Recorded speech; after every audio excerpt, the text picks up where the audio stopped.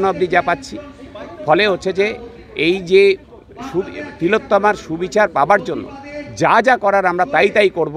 আমাদের কণ্ঠরোধ কোনোভাবে করা যাবে না, আমাদের ভয় দেখানো যাবে না। যে মাটির থেকে আপনাদের উৎপত্তি, যে মানুষের হাত ধরে মুভমেন্ট ধরে আজকে আপনারা এখানে এসেছেন, আবার আসুন, মাটিতে পা দিয়ে চলুন, মানুষের দিকে চোখ না রাঙিয়ে মানুষের দিকে হাতে হাত রাখুন। আমাদের জমায়েত, আমাদের আন্দোলন এক ফোঁটা কমবে তো নয়, বরং তার পরিধি বাড়বে। মিছিলের পরিধি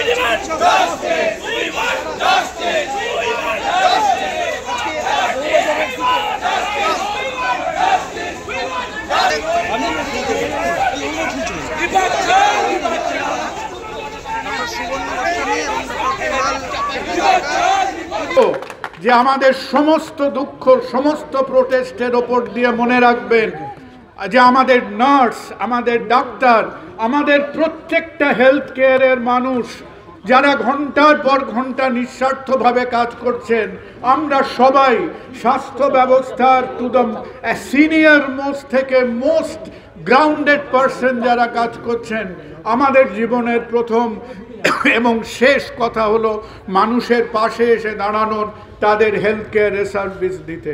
আমাদের যতই রাগ হোক, আমাদের রাগকে ছাড়িয়ে যাবে আমাদের দায়িত্ববোধ, আমাদের প্রোটেস্টকে ছাড়িয়ে যাবে আমাদের কমিটমেন্ট টু সোসাইটি।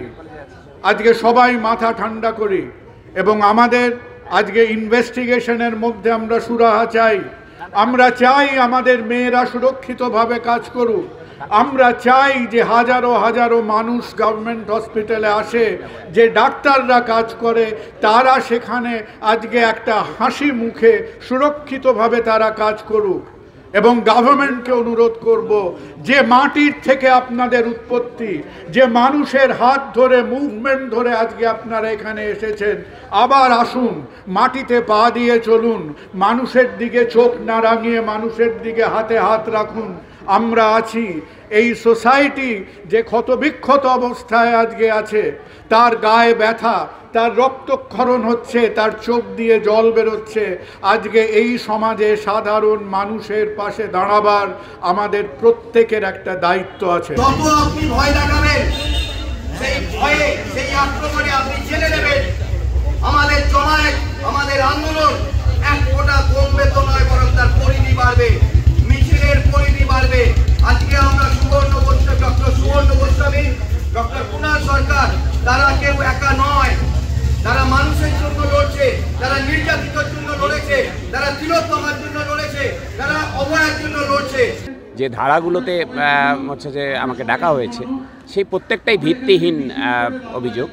কোথাও আমরা নির্যাতিতার নাম নিইনি, পরিচয় প্রকাশ করিনি। যেটা বরং করেছেন মাননীয় পুলিশ কমিশনার সাহেব এবং হচ্ছে যে সন্দীপ ঘোষ, আপনারা দেখেছেন অন ক্যামেরা, এবং আরও অনেক উচ্চ পদাধিকারী মানুষ যেটা করেছেন। তাদের ডাকা হলো না, অথচ আমাদের ডাকা হলো। আমাকে ডাকা হলো কেন জানি না। কোনো প্ররোচনামূলক বক্তব্য আমরা রাখিনি, যা সত্য সেটাই করেছি। এবং আমি মানে ব্যক্তি মানুষ হিসাবে বলিনি, যা বলেছি সেটা হচ্ছে যে আমার সংগঠনের প্রতিনিধি হিসাবে, joint platform of doctors West Bengal, তার প্রতিনিধি হিসাবে, এবং সর্বভারতীয় ক্ষেত্রে আপনারা জানেন যে all India federation of government doctors association, আমি তার অ্যাডিশনাল জেনারেল সেক্রেটারি ন্যাশনাল লেভেলে। সেটার পক্ষ থেকে আমি অল ইন্ডিয়া মিডিয়াতে, ন্যাশনাল মিডিয়াতে কথা বলেছি। এবং হচ্ছে যে তথ্য প্রমাণের কথা বলা হচ্ছে, যে পোস্টমর্টেম রিপোর্ট, অটোপসি রিপোর্ট, পরিবারের লোক, নির্যাতিতার বাবা নিজের হাতে আমাদের তুলে দিয়েছেন এই বলে যে হচ্ছে যে আপনারা এটা নিয়ে সরব হন বলে, সেটাই আমরা বলেছি। আজও সেটাতেই স্টিক করে থাকছি। লালবাজারে জিজ্ঞাসাবাদ পর্ব হয়ে গেলেও সেইটাতেই স্টিক করে থাকবো, যে আমরা যেটা বলেছি যে এই যা হয়েছে, যেটা কলকাতা পুলিশ প্রমাণ করার চেষ্টা করছিল, যে হচ্ছে যে ওই একজন ধৃত সঞ্জয় রায়ের উপর দিয়ে পুরো ব্যাপারটাকে চালিয়ে দিয়ে ক্লোজ করে দেওয়ার চেষ্টা করছিল, এখনও অবধি যা পাচ্ছি। ফলে হচ্ছে যে এই যে তিলোত্তমার সুবিচার পাবার জন্য যা যা করার আমরা তাই করব।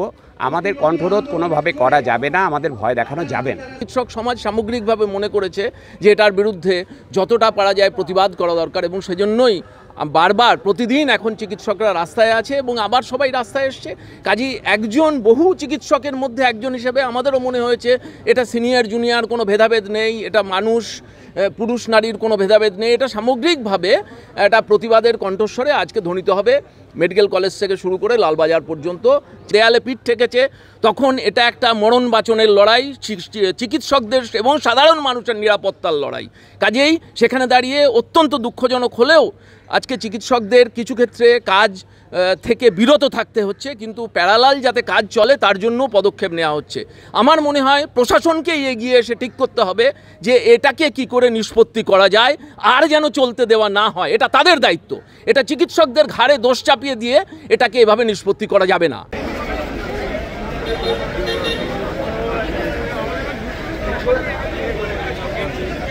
হ্যালো হ্যালো, রাস্তাটা একটু ছেড়ে দেবেন, রাস্তাটা একটু ছেড়ে দেবেন।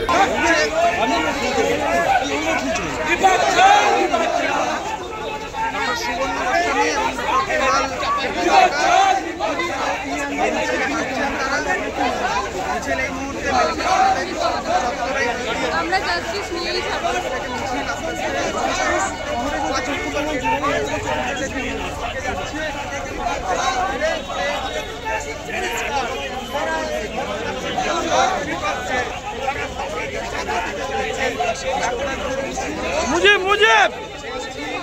মুজিব একটু মুম চলে বেড়ে